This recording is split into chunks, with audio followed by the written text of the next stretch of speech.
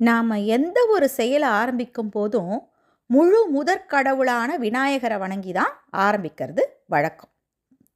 மனிதர்கள் மட்டுமல்ல, தேவர்களும் மூவர்களும் கூட இப்படி தான் செய்கிறது வழக்கம். இந்த சிறப்பை பெற்றிருக்கிற விநாயகரோட முழு அருளை பெற நாம் கடைபிடிக்க வேண்டிய மிக முக்கியமான விரதம் சங்கடஹர சதுர்த்தி விரதம். சங்கடங்களை அறுக்கும் வல்லமையுடைய விநாயகரை சதுர்த்தி அன்று வழிபடுறது சிறப்பு. வளர்பிறை சதுர்த்தி, அதாவது அமாவாசை அடுத்த 4வது நாள் வரது வளர்பிறை சதுர்த்தி. இந்த வளர்பிறை சதுர்த்தி நேரத்தில் விநாயகரை நாம் காலை நேரத்தில் வழிபடணும். பௌர்ணமி அடுத்த 4வது நாள் வர சதுர்த்தியில் மாலையில் வணங்கணும். ஒரு மாதத்துக்கு 2 சதுர்த்தி வரும் இல்லையா? இது மாதிரி வளர்பிறை சதுர்த்தியில் காலையிலையும் தேய்பிறை சதுர்த்தியில் மாலையிலும் விநாயகரை வழிபடணும். நமக்கு ஏற்பட்ட துன்பங்கள், தடைகள், கஷ்டங்கள் அழிக்க ஏற்பட்ட விரதம் சங்கடஹர சதுர்த்தி விரதம். சரி, சங்கடஹர சதுர்த்தி எப்படி தோன்றுச்சு அப்படின்னு தெரிஞ்சுக்கலாமா? சந்திரன் நிலவு. சந்திரன் பேரழகன், குளுமை வாய்ந்தவர். அவருக்கு தன்னோட அழகு மேலே கர்வம் ரொம்ப அதிகம். ஒரு வாட்டி என்ன பண்ணார், கைலாயத்துக்கு போனார். அங்கே விநாயகரை பார்க்குறார். விநாயகர் எப்படி இருப்பார் நம்ம எல்லாருக்கும் தெரியும். விநாயகரோட பருமனான உடலை பார்த்து கேலியாக சிரித்தார் சந்திரன். அதனால் கோபப்பட்ட விநாயகர், அழகு நிரந்தரமல்ல, அதை உலகுக்கு சொல்லும் வகையில் நீ தேய்ந்து மறைய கடவாய் அப்படின்னு சாபம் கொடுத்துட்றார்.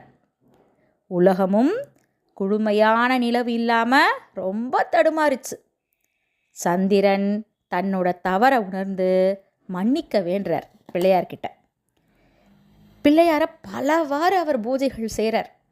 தேவர்களும் என்ன பண்ணுறாங்க, சந்திரனோட தவறை மன்னிச்சிடுங்க அப்படின்ட்டு விநாயகர்கிட்ட வேண்டுறாங்க.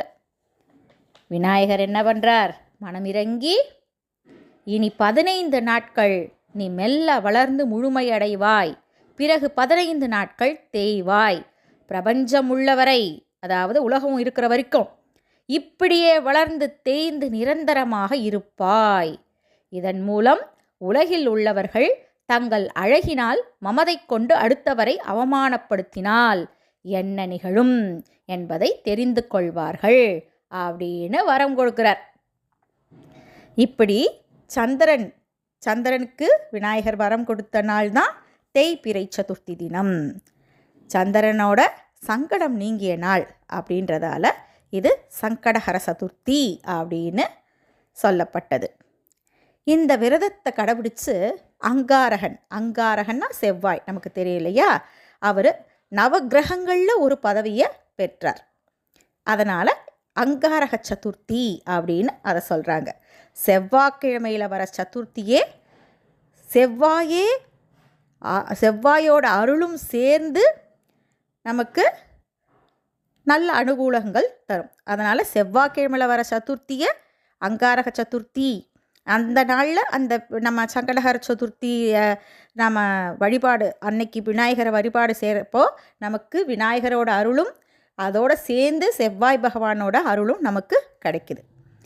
சதுர்த்தி விரதம் இருக்கிறதால சங்கடங்கள், வாழ்வில் தடைகள், கடன், திருமணத் தடை, குழந்தையின்மை அதெல்லாம் போய் நமக்கு செல்வம், செழிப்பு, நல்ல ஆரோக்கியம், மன அமைதி, இது போல் பல நன்மைகள் நமக்கு கிடைக்கிறது. அளவு கடந்த ஆனந்தத்தை நாம் அடையலாம். சனி தோஷத்துக்கு ஆளாறவங்க இந்த விரதத்தை செய்கிறதால சனியோட தாக்கம் குறையும். மாசி மாதத்தில் செய்கிற விரதங்கள் பல மடங்கு பலனை தரும்.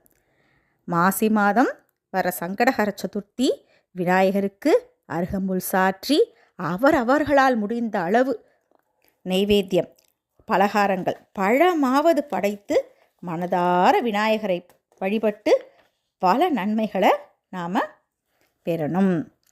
ஒவ்வொரு சங்கட சதுர்த்தி அன்றும் விநாயகருக்கு தேங்காய் மாலை அணிவித்து வழிபட்டால் நவக்கிரகங்களால் ஏற்படுற தோஷம் பிரச்சனைகள் தீரும். அதே மாதிரி சங்கடஹர சதுர்த்தி நாளில் விநாயகருக்கு மாலை வாங்கி சாற்றி அந்த மாலையை வாங்கிக்கிட்டு வந்து வீட்டின் நிலைப்படியில் மாட்டி வச்சா வீட்டில் பிரச்சனைகள் பலவித தடை தோல்வி நீங்கி நாம் சுகம் பெறுவோம். வீடு வாங்க முடியாமல் தவிப்பவர்களுக்கு நல்ல தீர்வு கிடைக்கும். அதே போல் விநாயகருக்கு சாற்றிய அருகம்புல் மாலையை வாங்கிட்டு வந்து வீட்டில் வச்சு வழிபடுறதால தீய சக்திகளால் ஏற்படுற பிரச்சனைகள் தீரும். சங்கடஹர சதுர்த்தி வழிபாடு சந்திரதோஷம், சனிதோஷம், நவக்கிரக தோஷம், தடை, தீய வினைகள் இவையெல்லாம் நீங்கி அனைத்து சுபமும் கிட்டும் நாம் சங்கடஹர சதுர்த்தி வழிபாடு செய்கிறதால. அதிலும் மாசி மாத சங்கடஹர சதுர்த்தி விநாயகர் சதுர்த்திக்கு முன்னாடி வர மகா சங்கடஹர சதுர்த்தி மிகவும் விசேஷம். அதனால் இந்த நாளை நாம் நல்ல விதமாக பயன்படுத்திக்கிட்டு நல்ல பலன்களை பெறுவோம்.